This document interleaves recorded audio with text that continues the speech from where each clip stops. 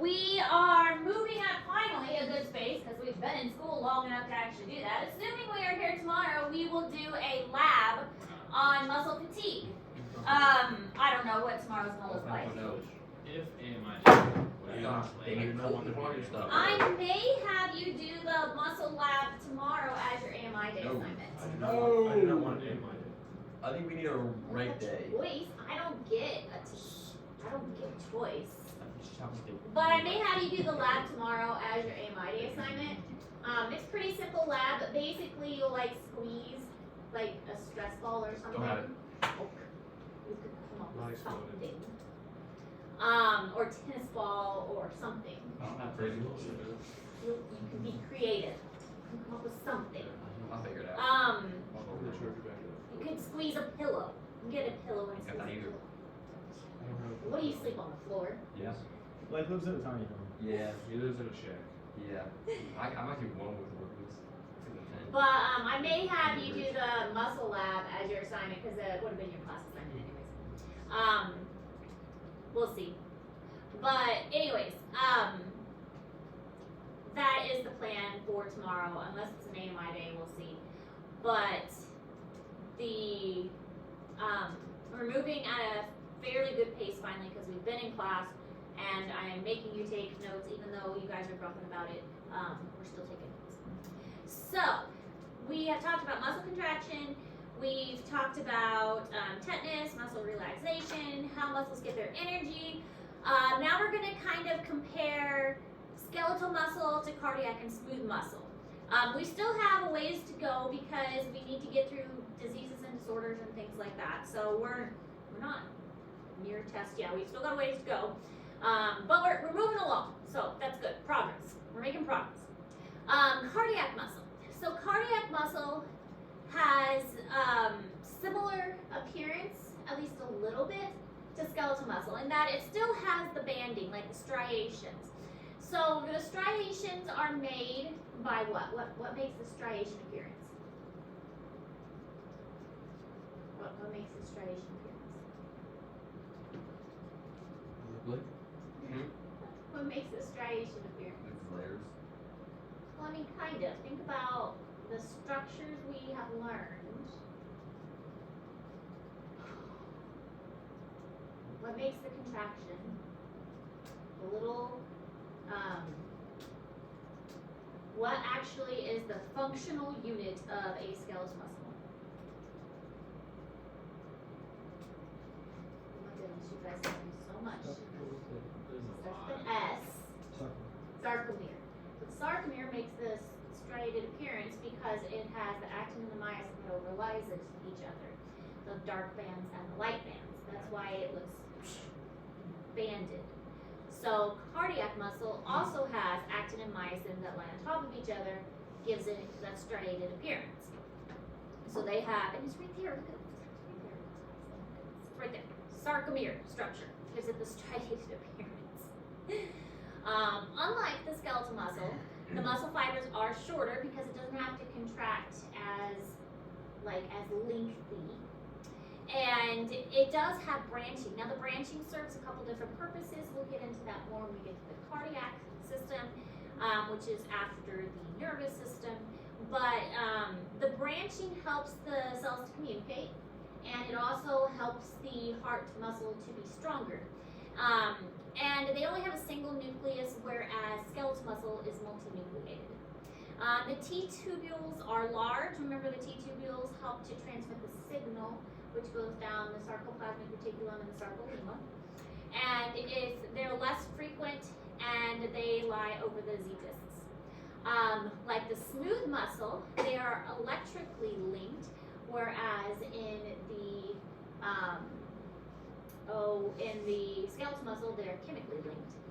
And they're under sympathetic and parasympathetic control as well as hormone control, versus the skeletal muscle, which is mostly voluntary control.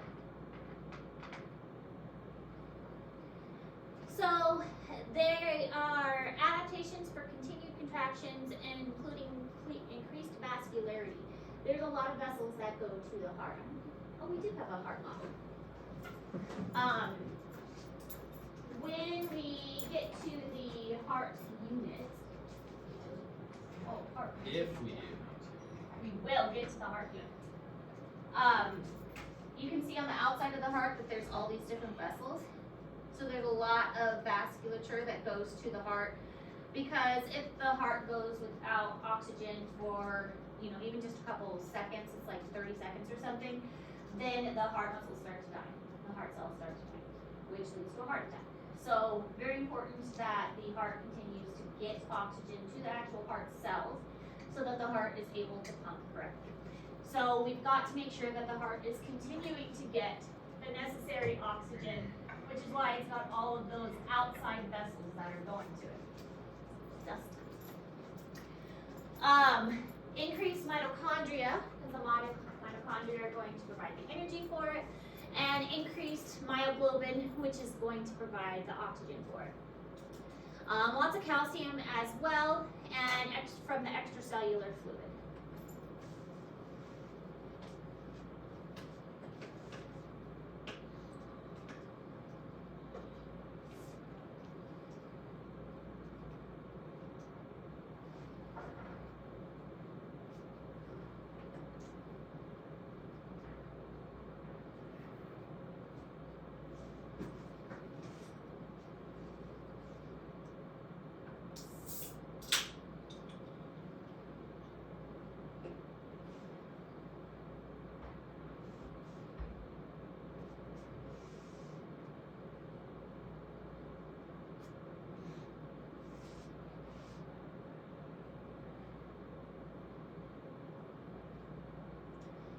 Alright, so smooth muscle, we're going to spend a little more time talking about smooth muscle, because when we actually get to the digestive system, we're not going to focus on the muscle so much as what the other structures in the digestive system does.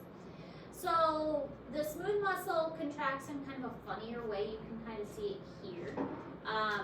They do not have Z-discs. Remember, the Z-discs are at the end of the sarcomere. And so they have what are called dense bodies instead.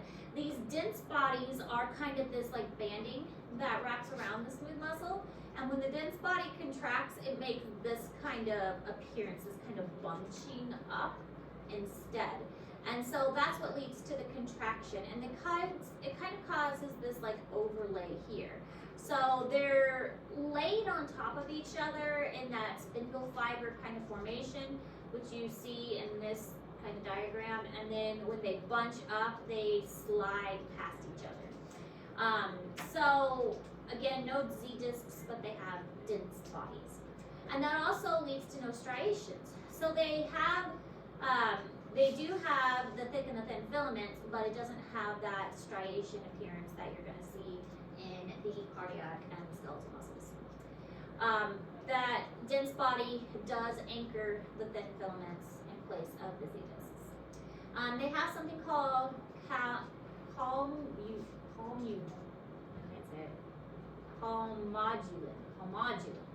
which regulates the cross bridges of the actin and the myosin, so that they can pull the myosin can pull the actin and cause that kind of scrunchiness.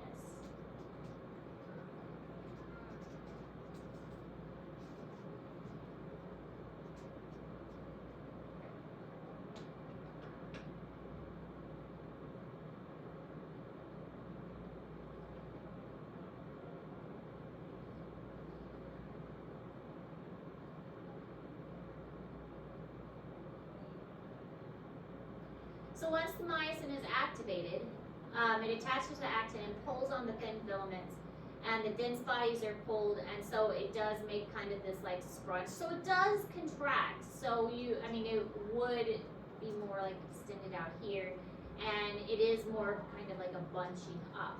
So this is why you get stomach cramps when your stomach is hurting, because this is happening to your intestines. You can imagine that this is why your stomach hurts, this is kind of what's going on in there. The T-tubules are not required because the muscles are very small in diameter. I mean, this is happening inside your intestines and inside the vessels of your body. That's where the smooth muscle is found.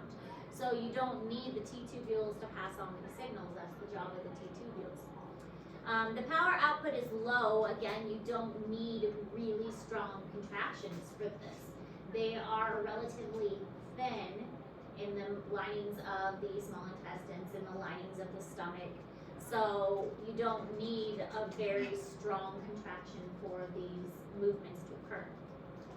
Smooth muscles can maintain contractions when calcium is removed. So that's another thing about this is you don't need calcium constantly present, and the smooth muscles can maintain this contraction even when you take calcium away from the situation.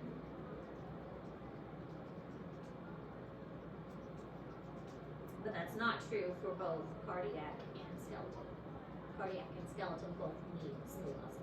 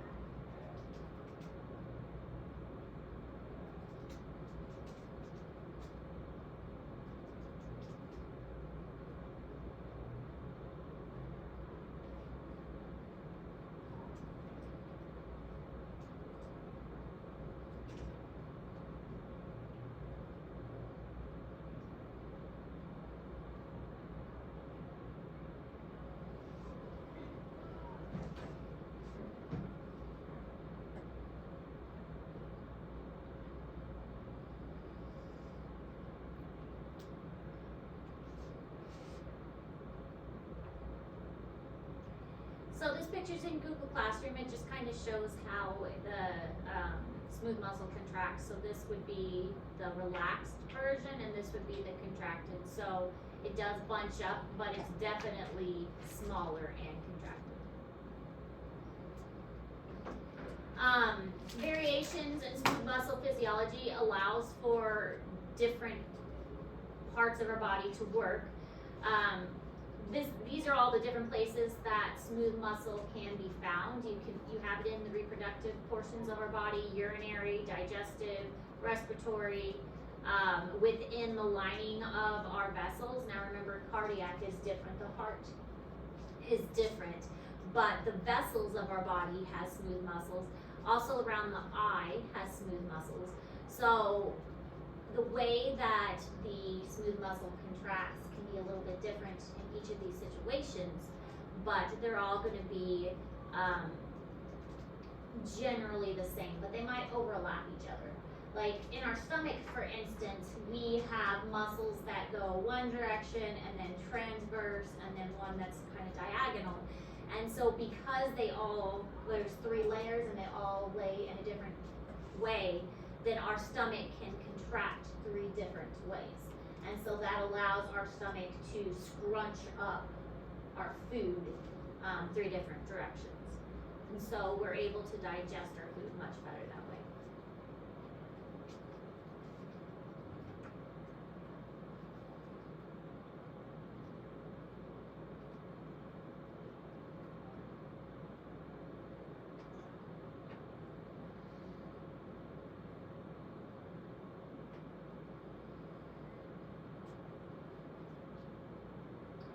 Now, the sarcolemma contains what are called caveolae, which are basically receptor area.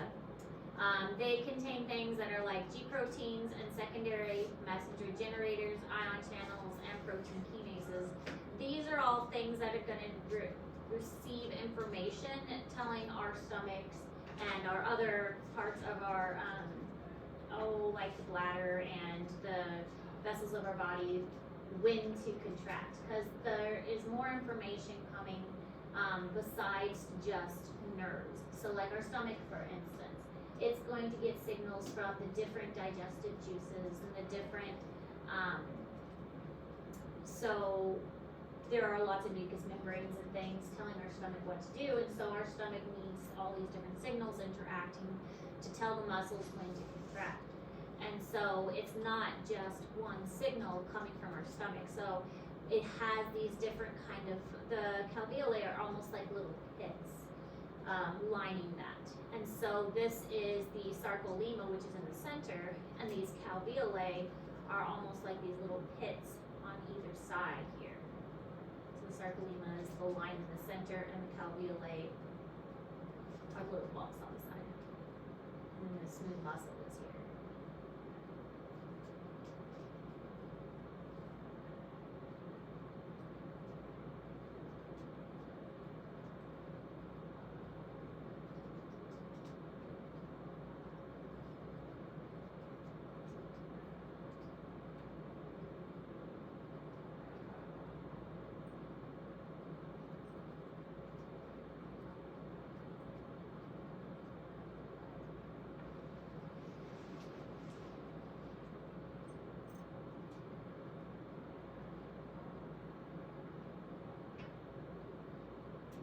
This is a picture of how smooth muscle contracts. I like that it's step by step. We are not going to get into as much detail with this as we did with the skeletal muscle. A lot of it is the same as far as receptors and things go, but I wanted to show you the calveolae that is indented into the sarcolemma, and then here's the smooth muscle underneath. So that's why I included this picture, even though we're not going to get into the step-by-step that we did in the skeletal muscle. We are going to talk more about skeletal muscle and things like that, or sorry, smooth muscle, when we get to the digestive tract. But this shows kind of the process, and so I did include it in Google Classroom as kind of a reference. But you don't need to know it in as much detail as you need to know the skeletal.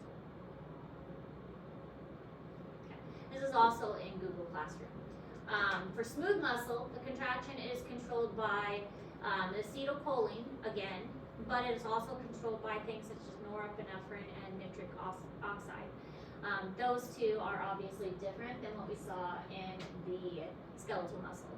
With skeletal muscle, we just had acetylcholine. There are also electrical properties, and the electrical properties may have different kind of actions, such as it could depolarize without a contraction, and it may hyperpolarize, and it could contract without a change in the membrane potential. So it really just depends on where in the body. I mean, with skeletal muscle, it really just has one purpose, to move the skeleton.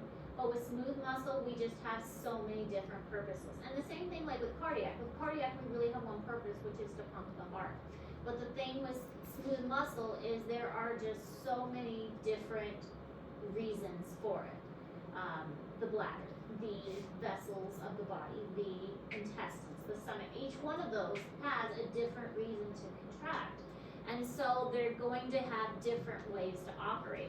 And that's one of the reasons why we're not getting so in depth with it, is because it would just take too long to talk about every single reason why and how each one contracts, because they're all just so different. So each one is a little bit different because each one has a different job. So the smooth muscles having many operating parameters and integrates the different responses, because they're just found throughout the body in so many areas.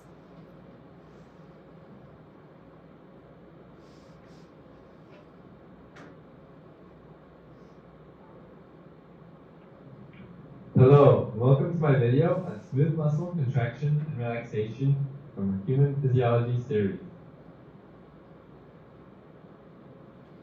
Something that separates smooth muscle from skeletal muscle is that smooth muscle starts off with calcium entering the cell from the extracellular fluid. In skeletal muscle, it comes from the sarcoplasmic reticulum releasing calcium. But as the smooth muscle releases this calcium into the cell, that signals the sarcoplasmic reticulum to also release calcium. In smooth muscle, this intracellular calcium then goes on to bind to a protein called calmodulin. This calcium and calmodulin complex then go on to activate myosin light chain kinase. That's the MLCK you see in the picture. This myosin light chain kinase then goes on to phosphorylate the light chain of the myosin heads. You see there's the inactive myosin, and then ATP is used in the phosphorylation of this myosin to make it active. The myosin that's been activated, it then goes on to bind to actin, and there it slides along the actin, increasing the muscle tension. Now once the muscle is done contracting, the cell is signaled to then start releasing calcium, and this release will start the process of relaxation. The calmodulin then releases from the calcium. When the activated myosin is ready to be inactivated, another protein called myosin phosphatase comes in, and it removes the phosphate from the myosin light chain. It's not the active myosin light chain kinase that does this, but the myosin phosphatase. It takes off the phosphate, and ADP then becomes ATP when the myosin heads are inactivated. The myosin heads then unbind from the actin, and this allows the muscle to relax, so increased muscle tension occurs. That's been my video on smooth muscle contraction and relaxation. Thanks for watching. Okay, right, totally random thought. Did you record on your phone? Is it an iPhone? You can hear that. It's totally random. But I bet you could airdrop it to me. Anyways, actin myosin are longer, but still can create a contractile force in the smooth muscle, and this is also in Google Classroom for you. The myosin is slower and longer because if you think about it as well, smooth muscle isn't demanding as quick of a contraction. With muscles, we need quick, we need now, we need our skeletal muscles we need to go. So they have to have a quick force like now. With smooth muscle, we're not demanding that now. We need our smooth muscles kind of a slow response. We don't need our food to digest super fast. In fact, we want our food to go kind of slow so that we can absorb those nutrients. So we don't want our food to go through our digestive system fast. If it does go through fast, we usually end up with, let's be honest, diarrhea. So that's what happens when our food goes through our digestive system too fast. So slower contractions is what we're really looking for. So autonomic nerves terminate with multiple axon-like swelling called varicosities. The nervous system of the autonomic nervous system, the axons, and we haven't really talked about axons and dendrites yet. The dendrites are like the receiving of the signal, and the axon is the ending of the signal. So when we're getting to the signal from the nervous system, there's swellings at the end of the axon, and these are called varicosities. So it kind of swells when it gets to the nerve. So here are the varicosities that we're seeing. And it's the neurotransmitters filled bulges, and these release the information into the synaptic cleft. So remember, the synaptic cleft is that gap, so that opening between the nerve and the actual muscle. So the neuromuscular junctions aren't really as organized, and the varicosities are these bulges that have the information in them.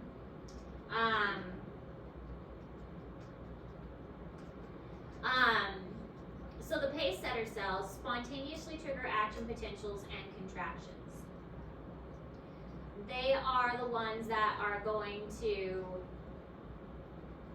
set the contraction. Now, with especially like the digestive system, you want it to move in a certain way, okay? If our stomach starts contraction the wrong way, you know what happens then we throw up because our stomach is contracting the wrong direction. So we do want our digestive system to flow the correct way. So the pace setter cells are going to say you want our system to flow the way that it's supposed to.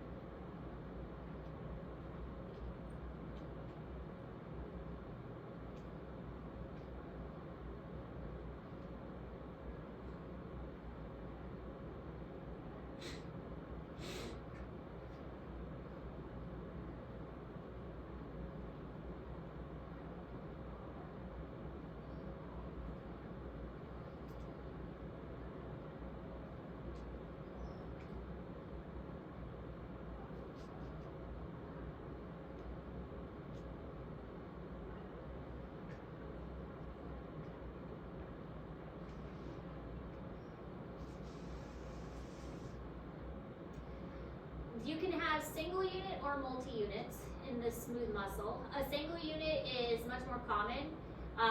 They can be joined by gap junctions. They contract as a single unit, and these are mostly going to be in your visceral. Do you guys know what visceral means? What's visceral?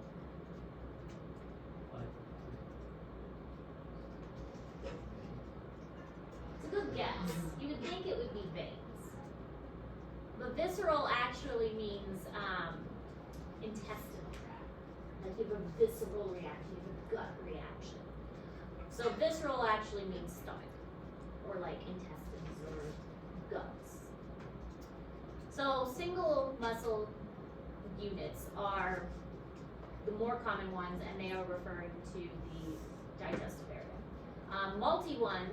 Multi-unit smooth muscles, those are more of the blood, the larger blood vessels.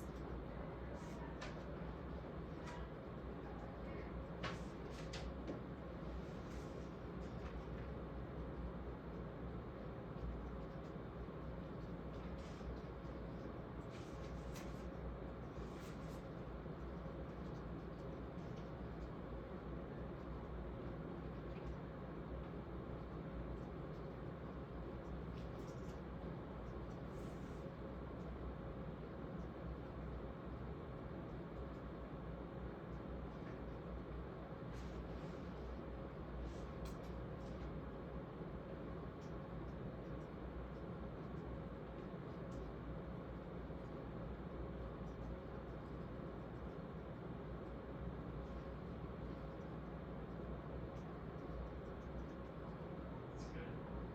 Hey, are we on school tomorrow? Or next week? Do my work side.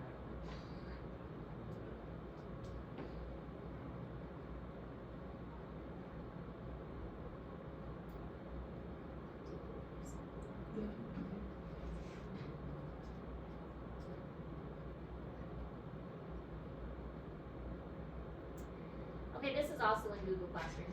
I liked the pictures mostly.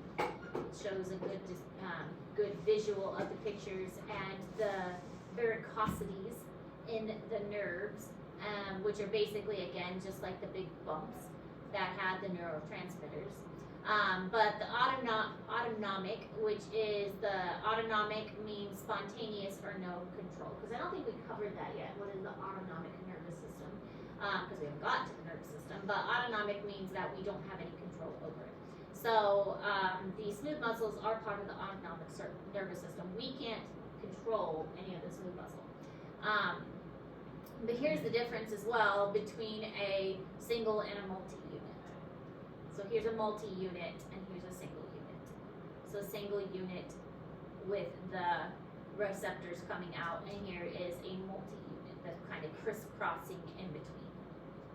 With the varicosities, which are these bulges that are in there. So I thought it was a good picture. So I put it in there. This is also in Google Classroom. So another picture for you, but showing the kind of just an overall explanation of what the smooth muscle looks like. We've got the relaxed version, and then we've got the contracted version, and this is kind of like a flattened what it would look like. And then when it contracts, they kind of more slide past each other on a diagonal is a good way to think of it. Whereas with skeletal, it's more of a straight on that they slide past each other. With a smooth muscle, it's a kind of a diagonal slide. But they still do have those actin and those myosin filaments. They just don't have the striation that you're going to see. So here's where you see the sliding.